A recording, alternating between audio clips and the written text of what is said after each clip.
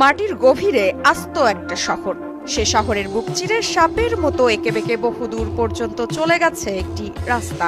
সুড়ঙ্গ পথের দুপাশে থরে থরে সাজানো ভয়ঙ্কর সব ক্ষেপণাস্ত্র। ভূগর্ভস্থ এই অস্ত্র নগরের ভিডিও প্রকাশ্যে আসতেই মধ্যপ্রাচ্যে শুরু হলো নতুন যুদ্ধের আতঙ্ক। শুধু তাই নয়, পারস্য উপসাগরের জল রক্তে লাল হওয়ার আশঙ্কায় সময় গুনছেন আন্তর্জাতিক সম্পর্ক বিশেষজ্ঞরা। পরমাণু কর্মসূচিকে কেন্দ্র করে সম্মুখ যুদ্ধের শঙ্কায় ইরান ও আমেরিকা যুক্তরাষ্ট্রকে চ্যালেঞ্জ জানিয়ে একের পর এক ভূগর্ভস্থ ক্ষেপণাস্ত্র শহর উন্মোচন করছে তেহরান। ইসলামিক রেভিলেশনারি গার্ড কর্পস বা আইআরজিসি এর অস্ত্র ভান্ডার দেখে শিউরে উঠেছেন দুনিয়ার সব প্রতিরক্ষা বিশেষজ্ঞরা।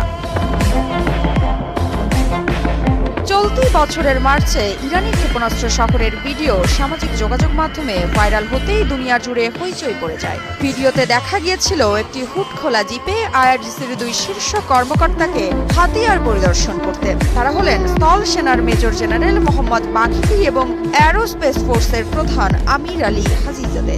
ইরানের ক্ষেপণাস্ত্র তালিকায় আছে খেইবার শেখান, গাদার এইচ সেদিল এবং পাভে ল্যান্ড অ্যাটাক ক্রুজ ক্ষেপণাস্ত্র। গত 1.5 বছর ধরে ইহুদিদের ধ্বংস করতে মূলত এই মরণাস্ত্রগুলি দিয়ে ইসরায়েলকে নিশানা করে চলেছে আইআরজিসি।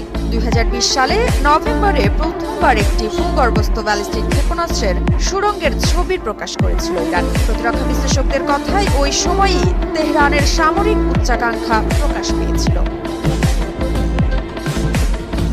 তবে এবার জানা গেল নতুন তথ্য।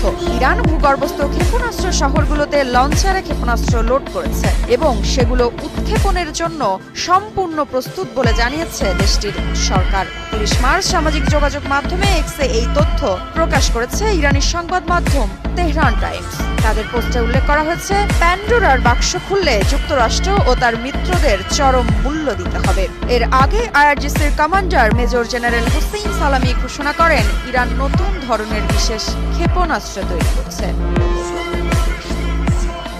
এ সময় সিরিয়ার আসাদ সরকারের পতনের কারণে ইরানের প্রতিরক্ষা ব্যবস্থা দুর্বল হয়ে পড়েছিল এমন ধারণা উড়িয়ে দিয়েছেন আইআরজিসি কমান্ডার। তিনি দাবি করেন, আমরা কৃত্রিম বুদ্ধিমত্তা ব্যবহার করে হাজার হাজার কিলোমিটার দূরে নির্ভুলভাবে লক্ষ্যবস্তুতে হামলা চালানোর প্রযুক্তি অর্জন করেছি। এই প্রযুক্তি বিশ্বের অর্থনীতি ও শক্তির ভারসাম্য বদলে দিতে পারে। জেনারেল সালামি আরও বলেন, সিরিয়ার বাশার আল আসাদের সরকার পতন হলেও ইরানের প্রতিরক্ষা ব্যবস্থার ওপর কোনো প্রভাব পড়বে না, কারণ ইরান কখনো সিরিয়ায় সামরিক সুবিধা ভোগ করেনি। আমাদের প্রতিরোধ ক্ষমতা কোনো বিদেশি শক্তির ওপর নির্ভরশীল নয়। তিনি জোর দিয়ে বলেন, ইরান প্রতিরক্ষা ব্যবস্থা সম্পূর্ণরূপে আমাদের নিজস্ব